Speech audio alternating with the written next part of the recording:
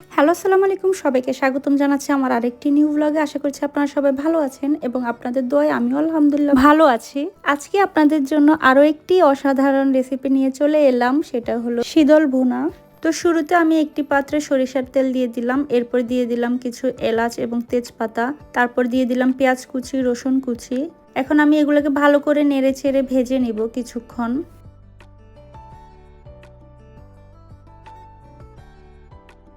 ভাজা হয়ে গিয়েছে, এখন দিয়ে দিব লবণ, আদা রসুনের পেস্ট, হলুদ গুঁড়ো, মরিচ গুঁড়ো, দিয়ে দিলাম টমেটো। এরপর সবগুলো উপকরণ ভালো করে মিক্স করে নিব। মিক্স করা হয়ে গিয়েছে, এখন আমি সামান্য কিছু পানি দিয়ে দিব। তারপর একটি ঢাকনা দিয়ে ভালো করে মশলাটাকে কষিয়ে নিব।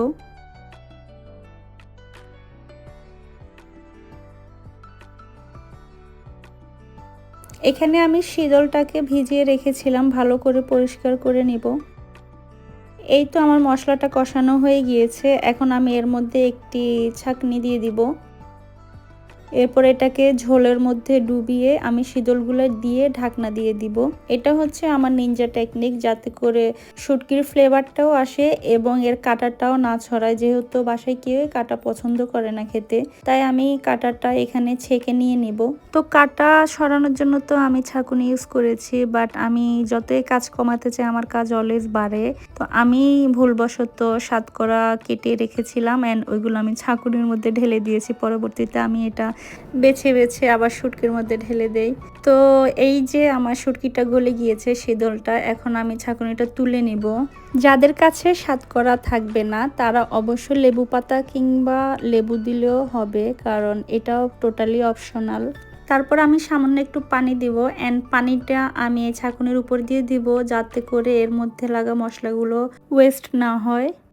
তো এই তো দেখতে পাচ্ছেন যে শুটকিটা ভালো করে একদম গলে মশলার সাথে মিশে গিয়েছে, কাঁটাগুলো আলাদা হয়ে গিয়েছে।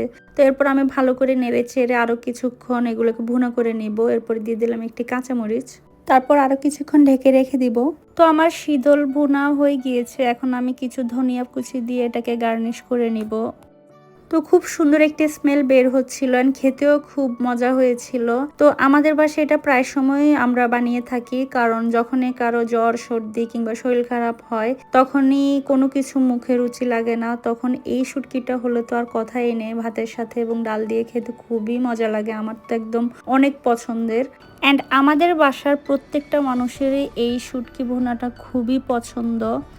বাঙালি বলে কথা, আমরা বাঙালিরা যেহেতু ঝাল পছন্দ করি অনেক, তাই আমরা সবসময় ভর্তা, শুটকি, মাছ এসব খেতে খুবই পছন্দ করি। পার্থক্য শুধু এইটুকুই যে কেউ একটু বেশি ঝাল পছন্দ করে অ্যান্ড কেউ কম ঝাল পছন্দ করে, কিন্তু ভর্তা সবারই পছন্দ, কার না ভালো লাগে বলুন তো। আমার পার্সোনালি মাছ মাংসের চেয়ে বেশি সবজি এবং ভর্তা দিয়ে ভাত খেতে বেশি ভালো লাগে। তো আপনারা অবশ্যই বাসায় ট্রাই করবেন, আর আমার রেসিপিটা ভালো লাগলে অবশ্যই আপনারা like, comment, share and subscribe করতে ভুলবেন না। অ্যান্ড আজকের রেসিপিটা ট্রাই করার পর যদি আপনাদের ভালো লাগে অবশ্যই আমাকে কমেন্ট করে জানাবেন। টিল দেন সবাই ভালো থাকবেন, সুস্থ থাকবেন। আল্লাহ হাফেজ।